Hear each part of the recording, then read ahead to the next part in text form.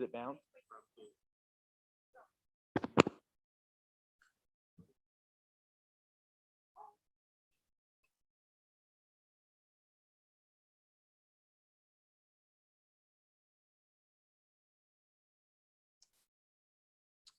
Paula, will you let me know when we're recording?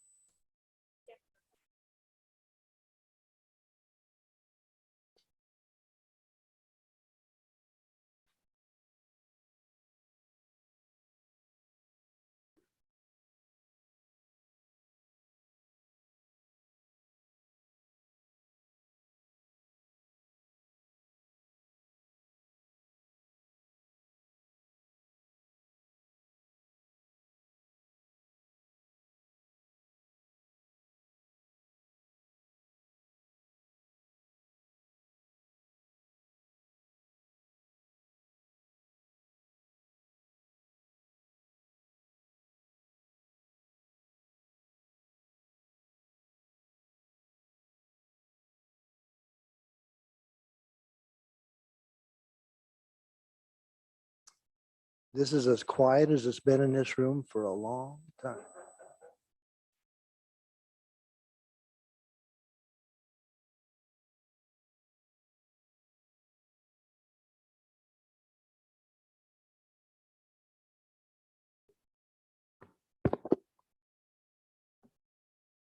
All right, thank you, Paula, and welcome everyone. My name is Mayor Mike Peterson. This is the City of Cottonwood Heights. It's our business meeting for Tuesday, October 19th, 2021. It's 7:05, and we'd like to begin with a Pledge of Allegiance. And we'll ask Councilmember Tally Bruce, would you please lead us in that pledge?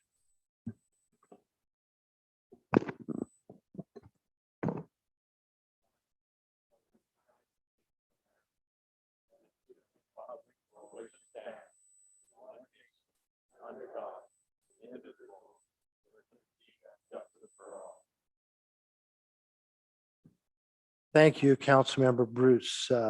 We have a special occasion tonight and some acknowledgements.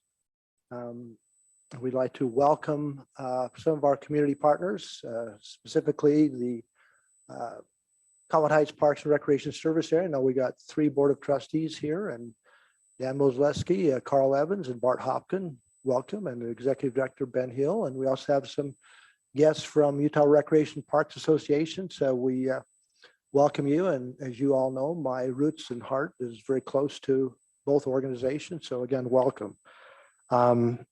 We also have the opportunity tonight, we have other guests, which are the representatives of Brooksea, which is the people who sponsored the half marathon down Big Cottonwood Canyon. And we have a working relationship with them where funds, some of the funds that are created from that event are contributed to the Cottonwood Heights Parks and Recreation Service Area's foundation. And those monies are then used to facilitate those who are less fortunate often, which means they have sponsorships for activities, membership, and other things. And we, of course, applaud that, representing some of the recreation services in our city. So we would like to invite up the Brooksea representatives, and as well as the Board of Trustees. And Ben, I guess, is that running? All you guys come on up, and we'll let Brooksea articulate kind of how the race went and present the check to those representatives from the service area. And hopefully someone's here to take a picture. Who's going to do that? Ah, yes. All right. Do that. So thank you. Welcome. Peterson. Thank you everyone for coming tonight and allowing us to be here. I represent Brooksea, the activating partners for the Big Cottonwood Full and Half Marathon. We just completed the 9th anniversary in-person race of this marathon and half marathon, and very excited for the 10th anniversary coming up in 2022. The race went very well on our part. We didn't have any major issues, whether it be complaints from the public or any other major construction or anything else. Everything went swimmingly, considering this was the first event back from a pandemic year. The participation count was down. It was only about 2,827. But given that we only had a couple months to actually get people registered, we were thrilled that we had that many people from the community come out and support us. Overall, the event was beautiful, considering the day before we had downpours of rain and we had a downpour during the event as runners were finishing, but it was a fantastic day. Thank you. Being a runner myself in my better years, I applaud those efforts, and it's a real sacrifice by the community to close some roads, but I think we've gotten better and better each year and less concerns. And so thank you. And you have a check to present to the Board of Trustees. And Ben, do you want to say something, or? I'm surprised Bart's not saying something. He's always talking. Oh, yeah. Okay. Well, the mayor says it so well, introducing our Board of Trustees that represent the Parks and Recreation Service area. A number of years ago, I think it was about 2 years ago, we even did a renaming of the foundation. Changed it from what was called more of a Recreation Center Foundation and changed it to the Cottonwood Heights Parks and Recreation Foundation, so it can incorporate the partnership that we have between the two of us. So it makes it more universal to all the residents of Cottonwood Heights. I'm the one that I was able to receive those phone calls. And recently I received a phone call from a single parent mom with young kids going through a tough time, just lost her job, and said, I really need a place for my kids to recreate. And I'm able, through this foundation of the funds that come in, to say, we got you covered, and can provide that service to them. It helps sometimes with our athletes that are playing at Brighton. We were able to sponsor some of the football players this year that needed some help, those type of things. So just wanted to champion the relationship that we have, the service area with our foundation, and the partnership we have with the city, and the donations that come from the Big Cottonwood Canyon Marathon is greatly appreciated and goes to good value. Thank you, Ben. Definitely a win-win situation. So, yep. And to the trustees, we appreciate your service to the community, and come on up and receive that check. And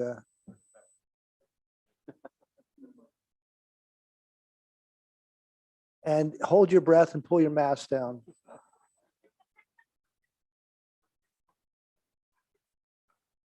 Hold in your stomach too.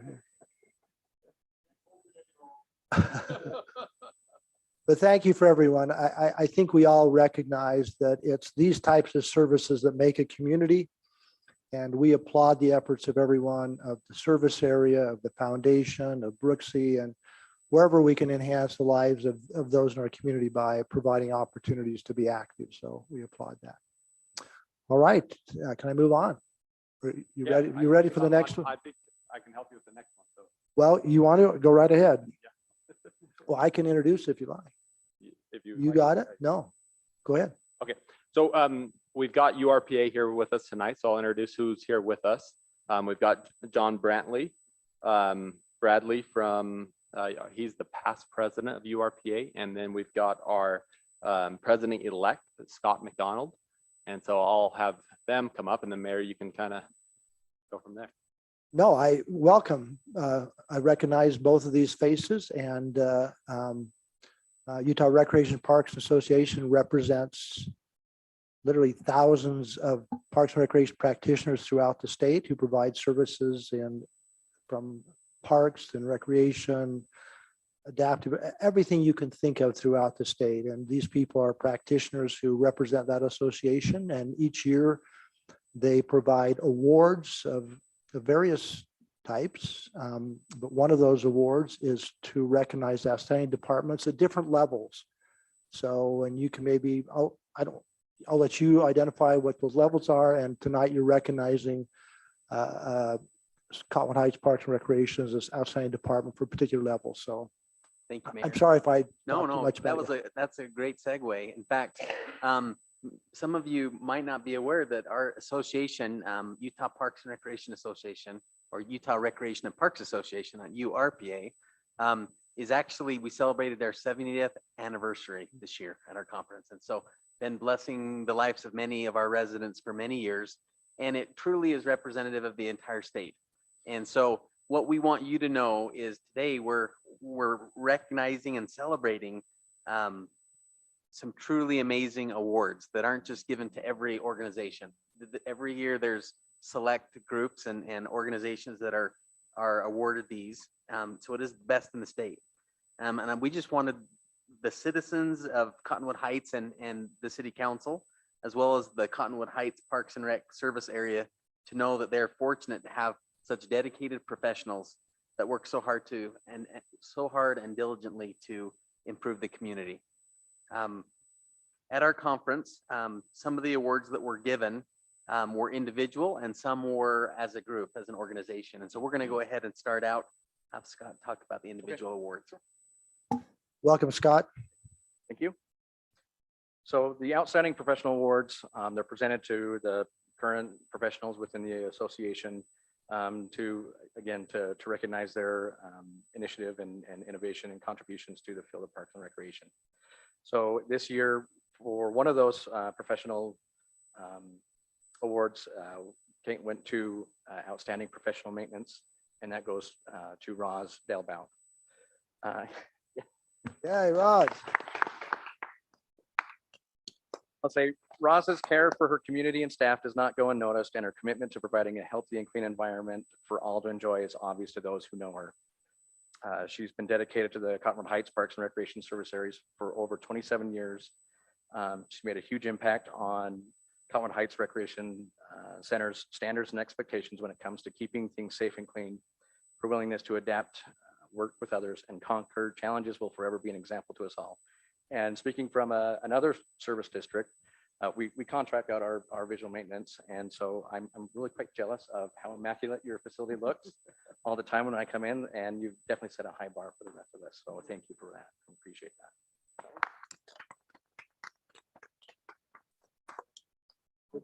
We'll give this to you for now. So you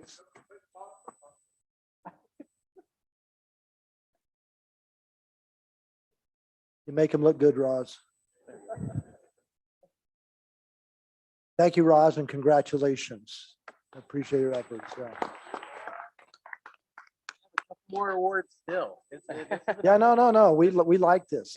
It's not normal for us to do so many awards for one agency on one night in 1 year. So it really is truly amazing. So the other is the Learn and Lead scholarships. URPA is committed to offering professional development scholarships through a Learn and Lead scholarship. And the scholarship award winners attend national training conferences with the intent of having them return and share their knowledge with all the regions of URPA. In June of this year, the URPA board voted to rename the Learn and Lead Scholarship after one of our own. The Learn and Lead Scholarship is now named the Michael J. Peterson Learn and Lead Scholarship. As you know, Mike has been contributing and serving in the Parks and Recreation field for over 40 years. His influence has been felt not only here in Utah, but nationally as well. Mike is a true leader and has inspired and taught many students and professionals how to lead. Mike is a huge proponent of education and being a lifelong learner. One of Mike's hallmarks is service to others and making community better. For the true inspiration that Mike is and always has been, URPA, our board, and our members celebrate Mike's leadership by renaming this professional development scholarship the Michael J. Peterson Learn and Lead Scholarship. Now, on a side note, Mike, I know Leanne was planning on doing a more formal recognition for this. And so I'm sorry if I. No. Thank you. I'm obviously honored, and it's real capstone to a career, and I'll get emotional, so I won't say anything. Okay. Well, on that, Mike, I'd say on a personal, I want to thank you for your time, effort, and support when I first started serving on the URPA board as the aquatics representative over 15 years ago. You're truly an outstanding leader in the community and in our field. And I think it's only appropriate that the two recipients of this year's award of the Michael J. Peterson Learn and Lead scholarships are employees of the Cottonwood Heights Parks and Recreation Service area, Kevin Suchy and Warren Hallmark. Thank you. Come on up.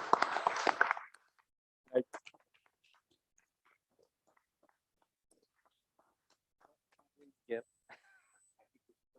And I would also note that Warren just got off serving on the URPA board as the Wasatch area representative. And there's 4 regions to that, but for the last technically 2.5, right? 2.5.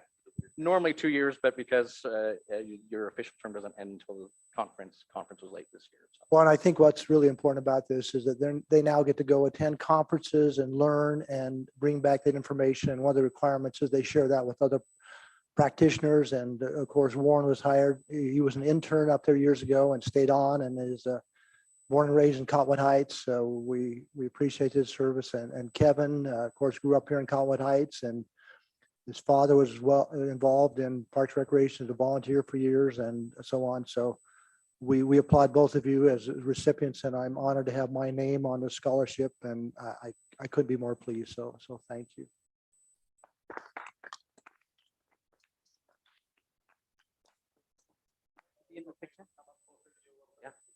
I can come down there if you want.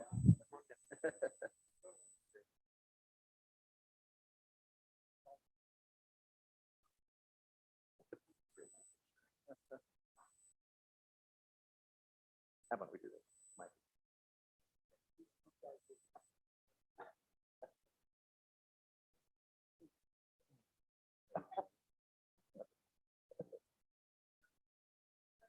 Don't say that.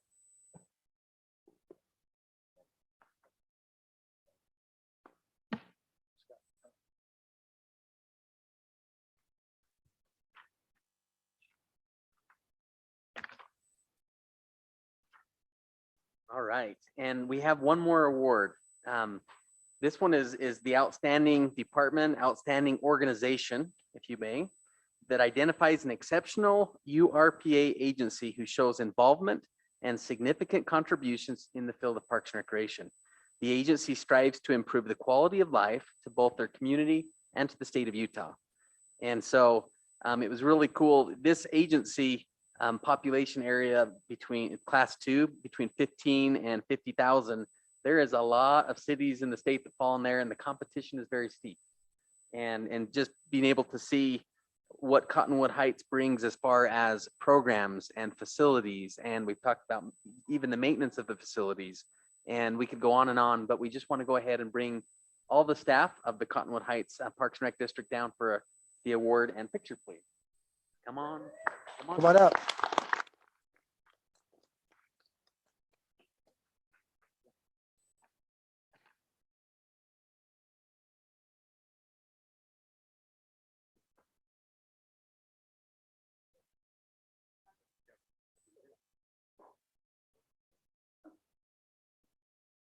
I'm not putting my arm around you. I'm just sitting behind you. Go ahead, Dwight. Okay, hold it. All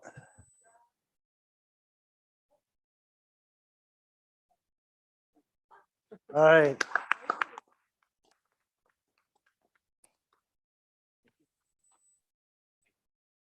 All right, again, congratulations to the service area, well deserved. And of course, we're not biased at all, but we have great facilities and great programs, and of course, always more work to do. And we know that. And so we appreciate your dedication to our community. And I think the service area was created in like 1968, before we had a lot of services in the community, and that kind of supplemented the county and has grown from there. And we appreciate the continued efforts and growth, and especially for that foundation that serves those less advantaged. So thanks again. Now you are required to stay for the whole meeting. You know that. Oh yeah. No. Now we'll gladly let you leave if you have other things you need to do. Right. Thank you. Thank you. All right. Moving on in the agenda, the next item is citizen comments, and just an opportunity to remind the audience that we ask that your comments stay to with 3 minutes. And we also ask that comments are not of a personal attack of any nature, and that they're civil, and don't be discouraged if we don't respond from the podium directly, because we don't want to get into that dialogue unnecessarily. And like most organizations, we'll take notes, and if there needs to be follow-up, we will follow up with you individually from this meeting. So, and if you'd like to fill out a card, I'd appreciate that, so I can call you up and make sure your name's on the record. I only have one card at this point, and that is a card from Brian Griffin. So Brian, come on up.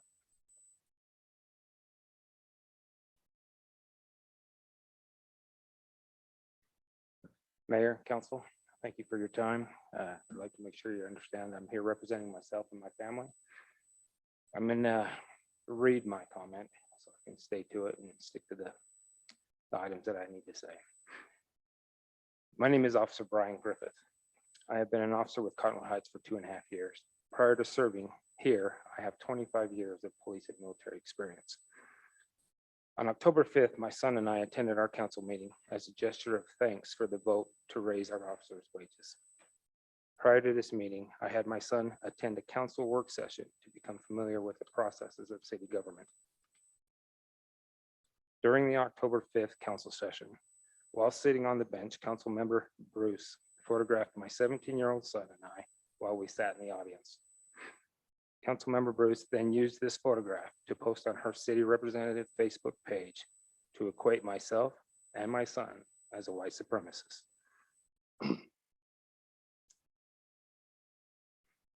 With links to white supremacy actions. This post falsely stated there was a group of UCA and CHP officers meeting with far-right candidates. Left-wing, right-wing, liberal, or conservative. When did it become okay to label others with different views as monsters of society? Councilmember Bruce's fear and smear campaign is only designed to create division among our citizens.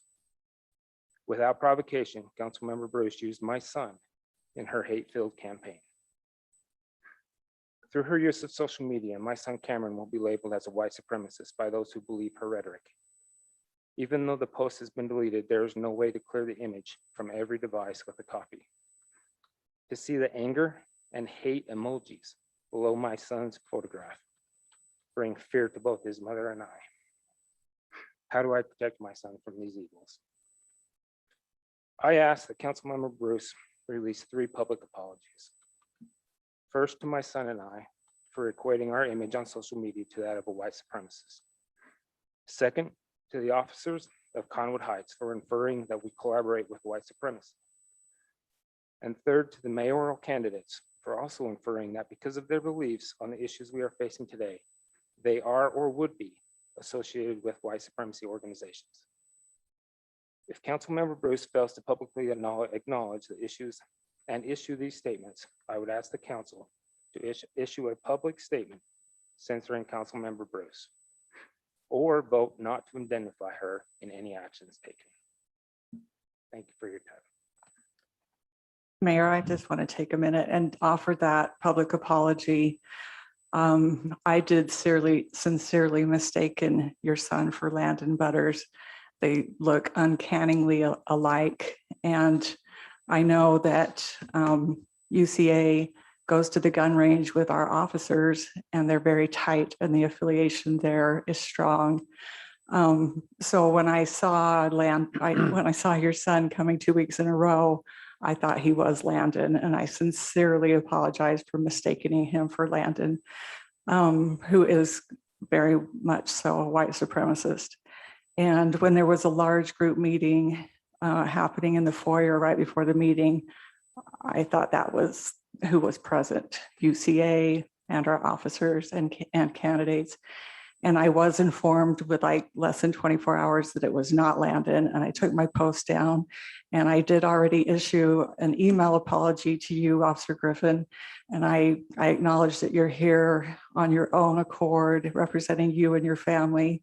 I do note that you're in uniform, which you weren't the previous times you've been to our council meetings. And I'm sorry I didn't recognize you as being a member of our force. So I sincerely apologize. I don't want your son to be affiliated with Landon or what he represents. And I hope you'll accept my apology. I apologized in email. I apologize right now. People make mistakes. I make mistakes, and I am sincerely sorry.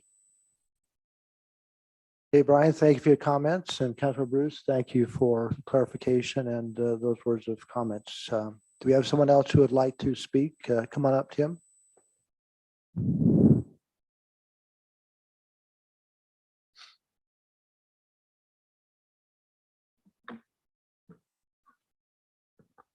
this has been a tough year.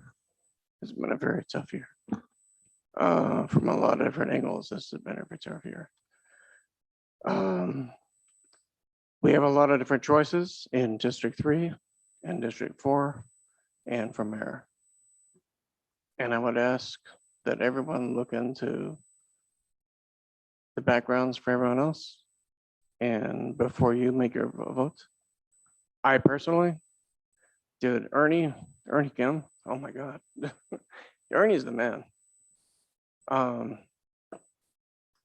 As far as the other district and going for mayor, everything's up in the air. I appreciate Tally's apology. I think she's sincere.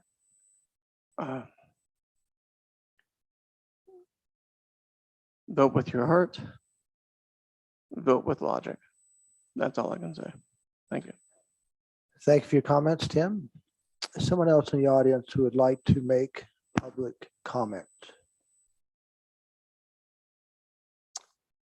All right, we'll close the citizen comment period. Thank you for those words from the dais as well from our audience, and hopefully we can move forward. And the next item on the agenda is item 5.0, which is the public comments, previously was citizen comments. And the difference is that on this item, we would like to take public comment on our short-term rental amendment to our ordinance, and like to turn the time over to a moment to Michael Johnson to introduce the proposed ordinance amendments.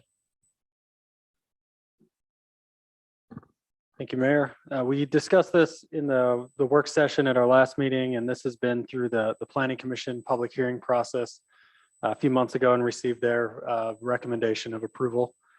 So as part of the process, it's now in front of the council and also up for action tonight.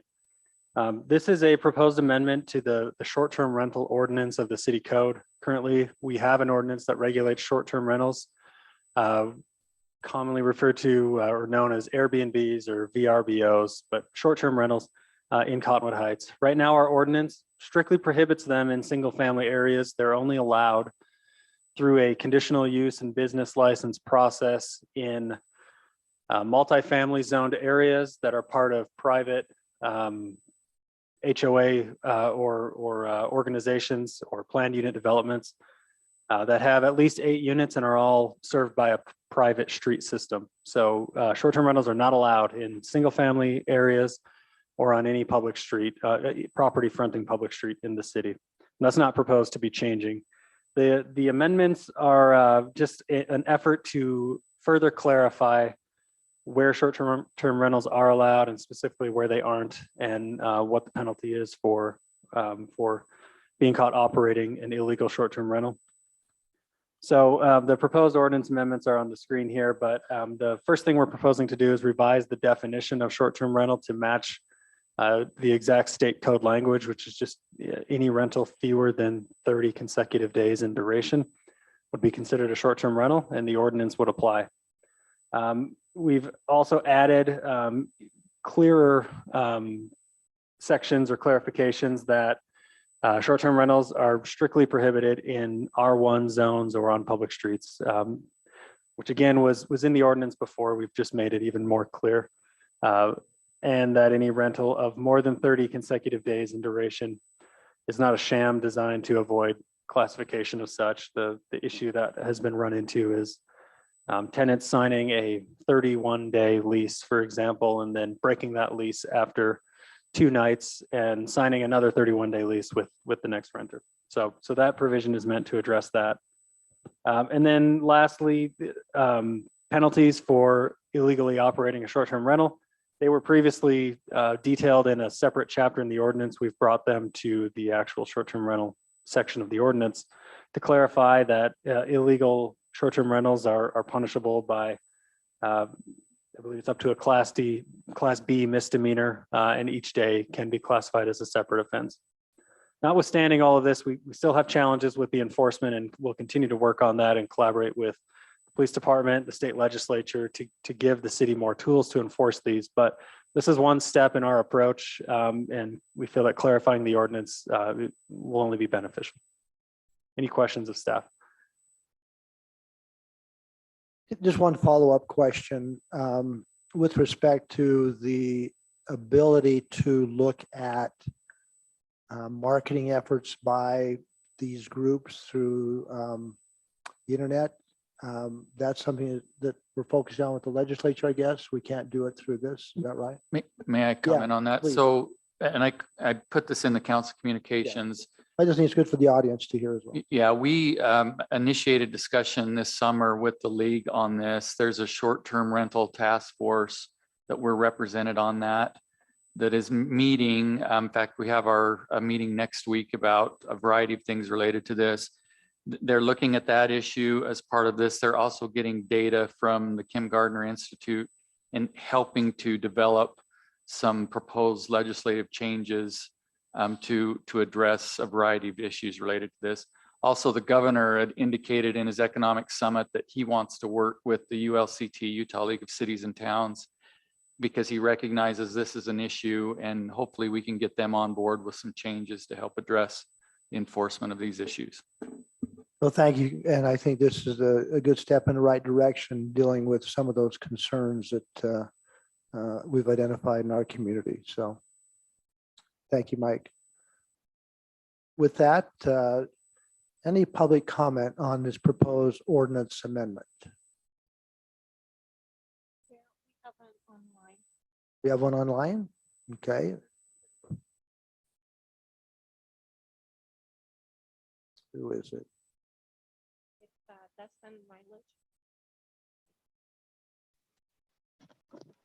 Hello, my name is Dustin Rylick. I'm with Deckard Technologies. I wanted to reach out to your council and to you, Mayor, today to just tell you what we do at Deckard Technologies. We have a product called Rentalscape that can really be a very valuable tool. I know I sent an email to your city manager about it. I apologize. I was traveling on the East Coast, so it was early this morning that he probably got that. But we actually have identified over 300 short-term rentals locally there in your city, and about $4.1 million worth of host revenue for all of these property owners. I would love to do a demo for your staff, be able to show them what we can do. We actually scrape all short-term rental calendars on a daily basis in all of America. So we have the ability to be able to see into the future and help your code enforcement team, as well as your finance team, in capturing all those tax dollars and making sure that you know where those properties are, as well as tied back to the county data as to where they actually get their property tax bill. My name is Dustin Rylick, Dustin at Deckard, DECKARD.com. I'd be more than happy to speak with staff and maybe do a demo of our program so that I could have another tool in the toolbox for them. Thank you very much for your time and listening to me about short-term rentals. Thank you. All right, Dustin, thank you for your comments. Appreciate that. Anyone else who would like to make a public comment regarding this proposed ordinance change?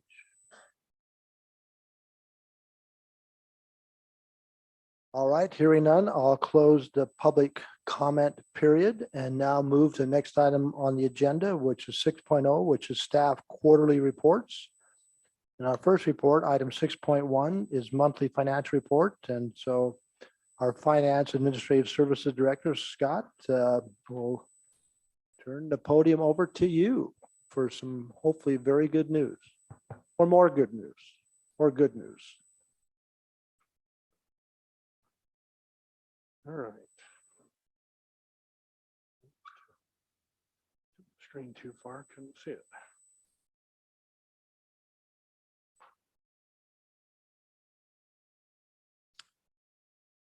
Okay, excuse me. So I wanted to share this slide. This is a recap of last year. It's an early projection. These are unaudited numbers at this point in time, so they may change just slightly. Dave and I are off just a little bit from each other and still looking for that little difference. It's like $5,000, so it's not a lot. But our budgeted beginning fund balance and actual beginning fund balance was $5,480,000 as we started the year. That's total fund balance in our general fund. Revenues were budgeted at 21 million, and that was with our anemic sales tax budget that we had in there.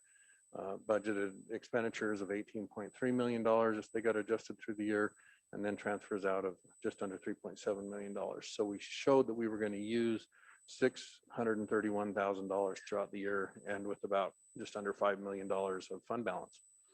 The reality is, and there's no difference between the year to date and the projection numbers, they're the same right now, is that we, again, started with that same $5.4 million, almost 5.5. We received $23,477,000. The revenue, the main driver in the revenue of being over $2 million is the sales tax, because we budgeted $5.7 million of sales tax. We received almost $7.8 million of sales tax, which was even more than we probably would have budgeted for if we would have had a non-COVID experience during that past budget year. So that was really good in terms of our revenues. Expenses out, we were able to hold those down, $17,335,000. That's about $1 million less than what we had budgeted. That $1 million is kind of spread between several different areas. Our general government, which includes our mayor and council, finance, city manager, HR, IT, things along those lines, was about $300,000 less than budget. Our public safety was about $350,000 less than budget. And then the public works was about $250,000 less than budget, and community and economic development was about $100,000 less than budget. And you can see the corresponding percentages in each one of those areas. So that's good news. We ended the year with $7.9 million or approximately of fund balance. That's 33.8% of our revenues. That's how that's calculated. We're limited to have 35%. And from a budget perspective, actuals can come a little bit different than that. We're required to have 5% that we hold, and city ordinance requires another 1%, so 6%. That would be $1.4 million here. The compensated absence is just a little bit under 600,000, 595,000 for this year. That leaves us with $5.9 million that is available for appropriation, and that's for the budget year that we're currently in at this point in time. That was available at the end of June 2021. Just projecting forward with the adjustment that we did last budget year, I'm projecting that we'll probably land the year somewhere in the $5.5 to $5.6 billion of available for appropriation funds next year. And that includes the 700,000 that we transferred over to the Capital Improvements Fund for open space.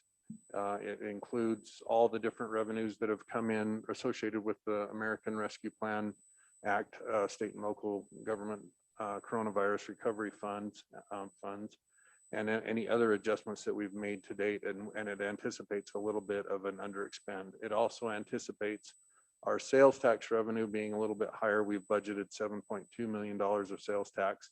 Based on last year, I'm going to think that's going to be a little bit closer to $8 million in our actual receipts of sales tax as we move forward. So that kind of gives you a little bit of a preview of how I think this year may end, and how this is pretty close, like I said, within a few $1,000s probably of where we will end 2021 when we're finally done with the audit. There are sales tax revenues we've got budgeted at 7.2. 7.2 for the current year. Actually, probably closer to 8. Yeah. Okay. Yep. Okay, so any other questions before I move? Yeah, just, I'm sorry, Mayor. Go ahead, I got one too. Oh, I was just making sure, like net, it's what you're estimating is 5.5. That's taking away the ARPA, that's taking away 700. That's like, that is the number that we can keep in our heads. That's equivalent to this number here, this $5.9 million. So that's taking out the 6% estimate for here is taking out compensated absence, and it's right there. So that's about unobligated fund balance. Yep. So it's pretty healthy. I'm going to ask a question or make a comment. I'm still would like to be better educated on the compensated absences. It seems like it's growing. And maybe in a future discussion before I leave office, to better understand how that is maintained, how it's used, because I don't know, I'm a little perplexed personally about that account. I know it's been articulated before, but and I think auditors have a position, and I know there's a formula, but looks like it's always be a placeholder. Yeah. So just a comment. I would maybe suggest, to the mayor's point, that we do it as a percentage of the overall budget. So it's easier to compare year over year. Yeah, there's an actual real calculation that goes with that. If someone has let's say 10 hours of vacation and their rate of pay is $10 an hour, that would calculate to $100. So there's a real calculation that goes with that. It's not just something that. But is it true, up and what have you? but Scott, is it true that that means that every single employee within the city would have to leave all at once to pay that out? It is true. So there's two ways that we do our financial statements, and it would probably be better to do this at another time rather Yeah, than now. No, I agree. And it's do a- more of a philosophical point, We do because a I think cash there's base. two rules of thought, because some entities do not use this formula and others do. So Yeah. yeah. There's a lot of variability, but really quick, there's a cash basis more or less, and they call it a modified accrual basis of accounting, and that's what we use for our fund balance stuff. And then there's the full accrual accounting. In the full accrual accounting, you're required to utilize this and have to recognize that as a liability against your assets. That's why we do that in here. In the modified accrual, you have some leeway that you can elect to be able to do different percentage amounts in terms of the reserve in there. And you'll see government entities all across the board. Some will recommend 100%, some will recommend 50%, and it's everywhere, quite literally. The reality, when you look at a cash flow analysis, because of cash flows and how cash flows come in predominantly during November, December timeframe with our property tax. And if you look at the cash flows, they start off anemic, they get really big, and then they end anemic a little bit. And so as you look at the cash flows, and some cash flows are deferred, such as sales tax, where you don't get them for 2 months after they actually occur. Having a little bit of extra fund balance is a good thing from a cash flow perspective. Yeah, you don't want to tan. Yeah. And so as you look at all that kind of stuff, it all kind of factors in and on the decision of what you exactly do on that particular line item. But we can definitely have discussions on that and decide what we want to do from a policy perspective and what have you. All right, thank you. I didn't mean to take that, but Mhm. I think that's still a interesting point. Yeah, because of the amount that is. Yeah. Going to the sales tax. So this kind of illustrates what I was talking before. The prior year, 2020, so June of 2020, we ended our sales tax collections at $6.7 million. If in a normal year, I probably would have recommended say a $7 million target for where we would land our sales taxes. You can see that the growth year over year here is a little less than $400,000 in the $350,000 range. Our actual collections were nearly $7.9 million. And you can see that it has a little bit of an upkick here as you go into that year if you were to run a trend line across here. And so that was very surprising to me to see that happen. I think it was to many of us. We had set our budget at $5.75 million. And so that's nearly $2 million better, well, a little bit better than $2 million better than what we thought that would be. You can see our budget this year is set at $7.2 million. I think even a conservative estimate would show that we could probably get $8 million pretty easily in that. I don't think that's much of a stretch. That would be the highest sales tax year ever. Oh yeah, City, this yeah. 7.9 was our highest tax year, sales tax year ever by a lot there. And so looking at our first year month, we've only collected 1 month because collections are about 2 months behind actual. But our 1 month that we've collected, we're already 12,000 ahead of 2021 year. Now, do I think it's going to continue to go up at the rate last year did? No, but I think we're still going to be slightly above last year. and at minimum, even with last year. I don't think we're going to see a dip at this point in time from what I'm looking at in terms of projections and economic conditions and what have you. So that's kind of what we know there. It's very early in the process, and it's hard to give you an idea of where we're going to land based on that, but I think it will be better than $7.2 million.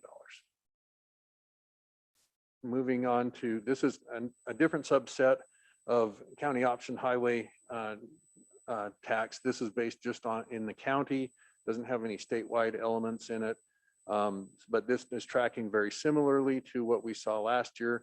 With the first year we implemented this, and this was implemented by a vote of the public back in 2020. And so we saw 586,000, then 620,000. We're already 1,000 ahead with 1 month collected here. That's not going to be a huge difference from last year based on what we're seeing so far. Our budget is set at $600,000. We might be $20,000 or $25,000 ahead of our budget in this line if it keeps tracking like we're seeing. The energy taxes, this is gas and power.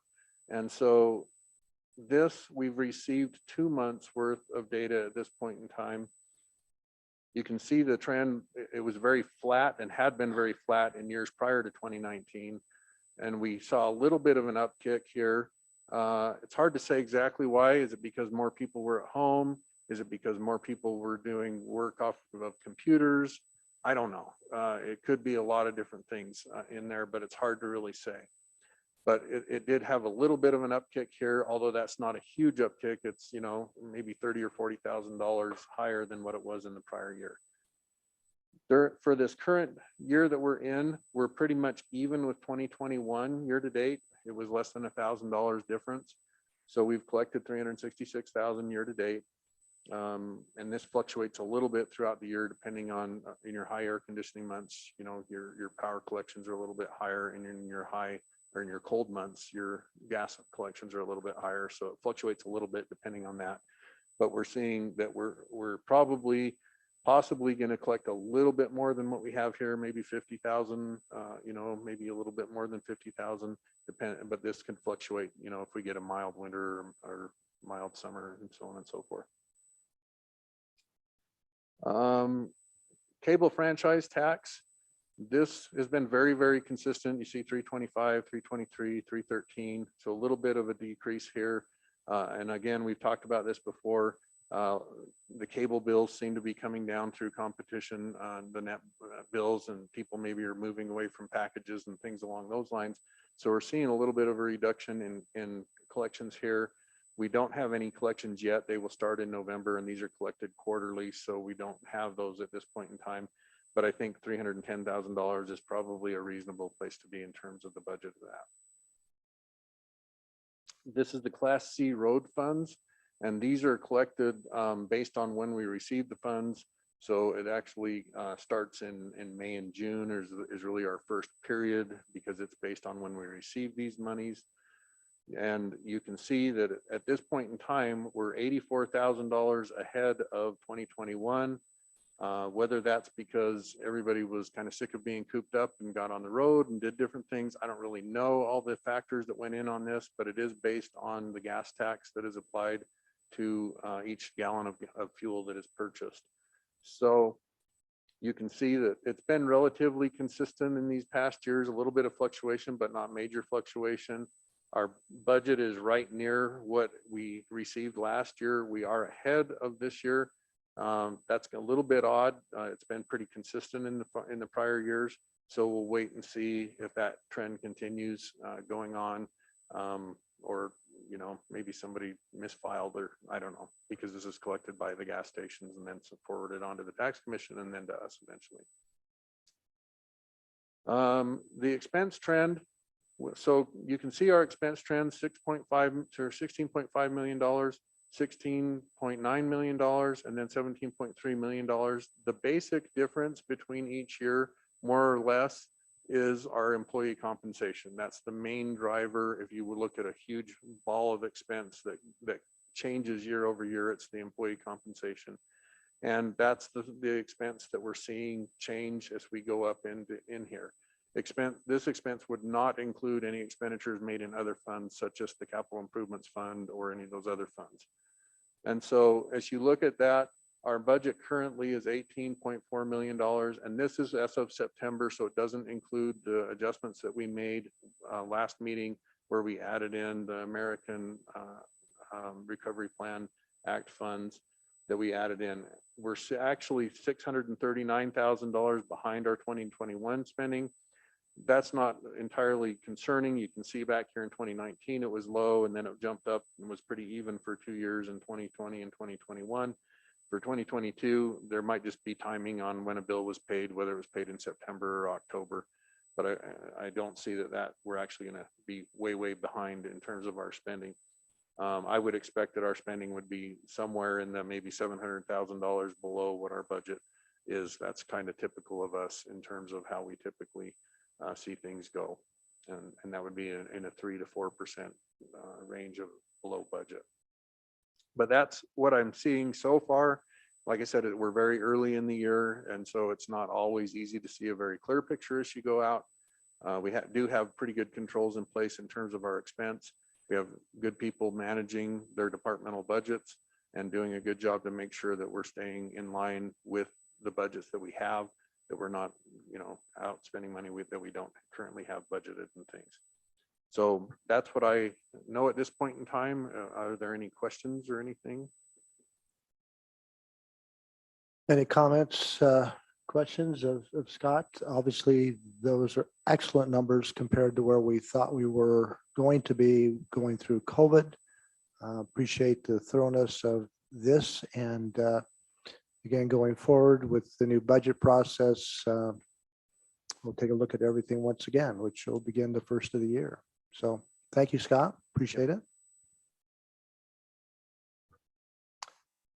All right, the next staff quarterly report. We need to excuse Assistant Chief Riley Pilgrim, who is traveling or away from us tonight. And we have a special guest tonight, Captain Ken Aldridge. Ken, welcome to the city of Cottonwood Heights.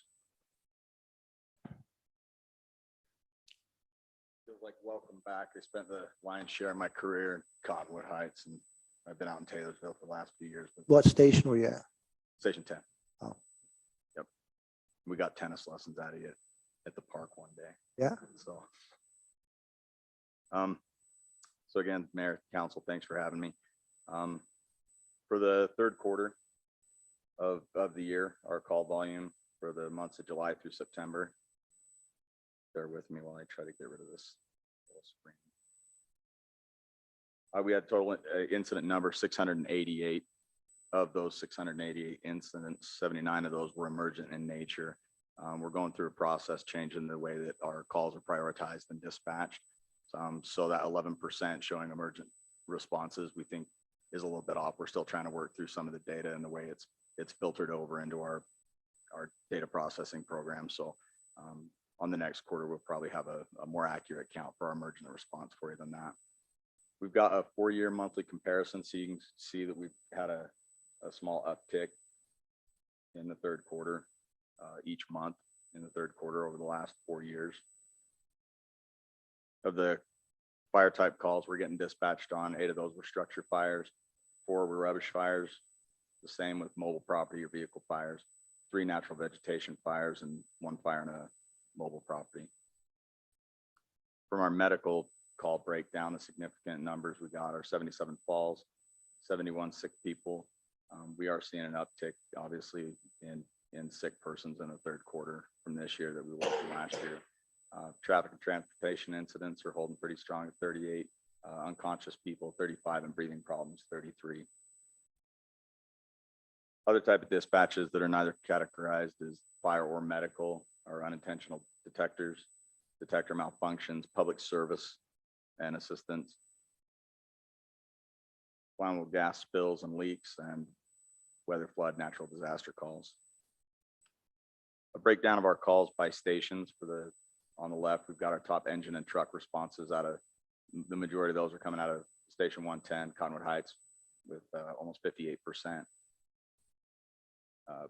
116 on Wasatch is holding on to about 30% of those calls. Midvale Station 126 is getting almost 10% of the calls, and then other responding units around the county account for almost 2% of the remainder. Top ambulance responses are coming 70% out of Station 110 on Fort Union.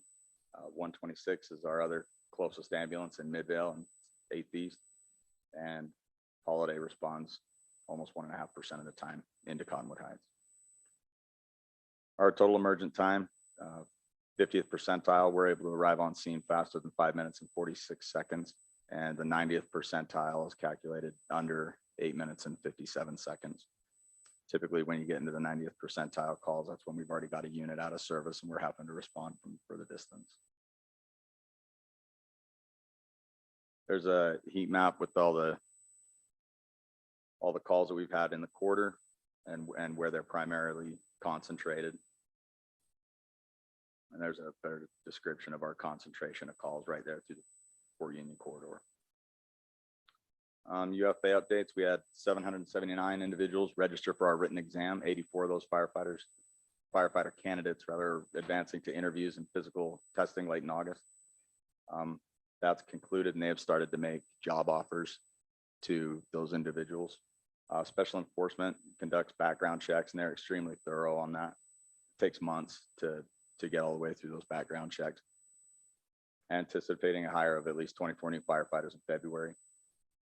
We're also working out our lateral transfer program and trying to get more interest from qualified paramedics so that we can get them and put them straight to the street.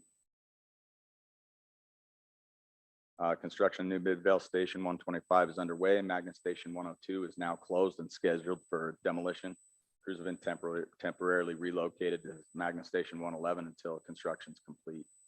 Property's been purchased for an Eagle Mountain Station number 253. That's a misprint. And UFA is working with the city on a ground lease agreement for a new location for Eagle Mountain Station 253. There's the footings we got for Midvale Station 125. So that's coming along nicely. Events we had, National Fallen Firefighter Memorial Weekend was the beginning of the month. 215 firefighters' names were added to the National Firefighter Memorial in honor of the sacrifice. Mill Creek Station 106 hosted Light the Night kickoff. At sunset, the station was lit red to begin the Memorial Week. And we also celebrated a similar event in Harriman. Retired engineer Val Taylor passed away last month. Val started working for County Fire in 1974 and retired in 2004. Promotions this month, Peter Young was promoted to a staff captain. He's our logistics captain. He's been a specialist in logistics for the last few years. So it's nice to see Pete promoted. Debbie Siguroa was promoted and became our new payroll manager. Michael DeGearing, he's in operations, he came from the heavy rescue as well, and he's currently signed on the robe on C Platoon as a captain in operations. And Paul Larson was promoted out of our special operations division to a staff captain as well. Do you have any questions? No, just that we look at promotions. We also are sad to hear that our Chief Peterson will be retiring, I guess, in March or April, depending on the timing of the recruitment, and share that with the council as well. And the other items which we'll talk about further is that Station 110 and 116 both are going through a seismic retrofit. Is that right? Correct. And we'll also bring that back to the council. Okay. Any questions of Captain? Thank you so much for joining us and welcome back to Cottonwood Heights. Hope to see you again and appreciate the report. Thank you. Yep. All right, moving from staff quarterly reports, we have a few action items and we'll go to those now. The first item is the item we took public comment on tonight. Is consideration of Ordinance 370, amending code in chapter 19.89 regarding short-term rentals. Any questions or comments regarding this or need for further explanation? Mike, I think you've been through it enough times. I won't put you on the spot again. Hearing none, I would entertain a motion for adoption of that change in ordinance. I move that we approve, Mayor. It's been moved by Councilor Peterson. Do I have a second? Second that. It's been seconded by Councilor Bruce. Any final comments, discussion? I'm Here- hoping the changes, oh, sorry. Go Mayor. right ahead. I'm just hoping the changes do take away that cost of doing business, so to speak. You know, it sounds like each incident would be a new violation. Is that right, per day? And I guess it really comes down to trying to figure out enforcement. It sounds like there are some things that we can do to maybe mitigate some of the problems we've had in the past, but I think it's a much better ordinance now. Move in the right direction. Exactly. Okay, I'll call for the vote. Councilor Michael, Yes. Councilor Bruce, Yes. Councilor Bracken, Yes. Councilor Peterson, Yes. and I will vote yes. The next item is consideration of resolution 2021-51, approving and ratifying a bid and awarding a construction contract for 21-22 crack seal and slurry seal project as part of our 5-year road maintenance plan. That's for $484,000, which again is part of our plan. Matt, any final comments on that? No, sir, that, other than we will be bringing something back in January for the rest of year 4. Thank you, Matt. Any final comments, questions from the council? I'd move that we approve resolution 2020. It's been moved by Councilor Bracken. Do we have a second? I'll second that. Second by Councilor Peterson. Any final comments, questions? I guess my only question would be the notification and notification process and the lessons learned from at least where I live. Have we changed our implementation on that? Yes.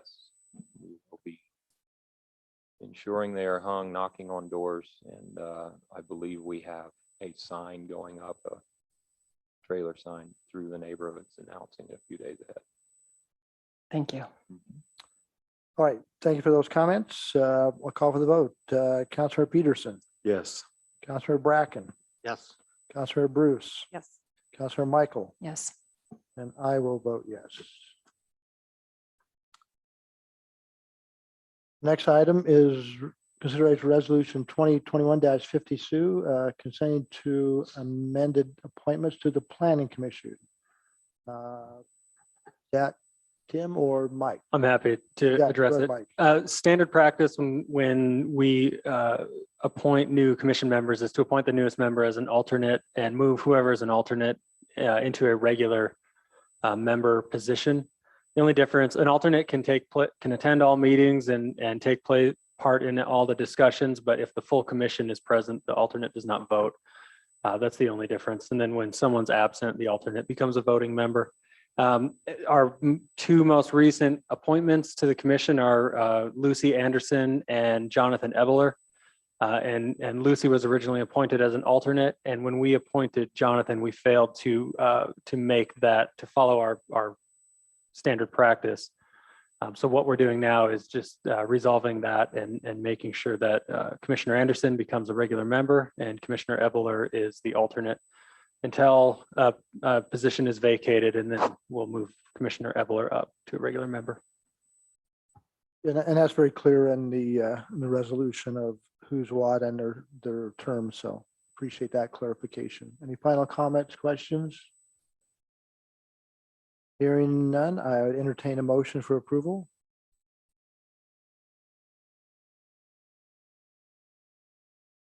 I move that we approve. It's been moved for approval by Councilor Bruce. Do I have a second? Second. Second by Councilor Bracken. Any final comments, questions? Hearing none, I'll call for the vote.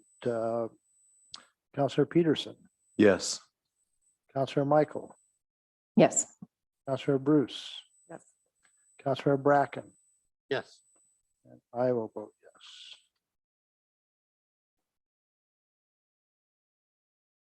The next item, 7.4, is consideration of resolution 2021-53, approving entry into a consulting agreement for an update of our moderate income affordable housing plan. It's a state requirement. The agreement is for $2,000 or not to exceed $2,000. Any comments or questions regarding this item?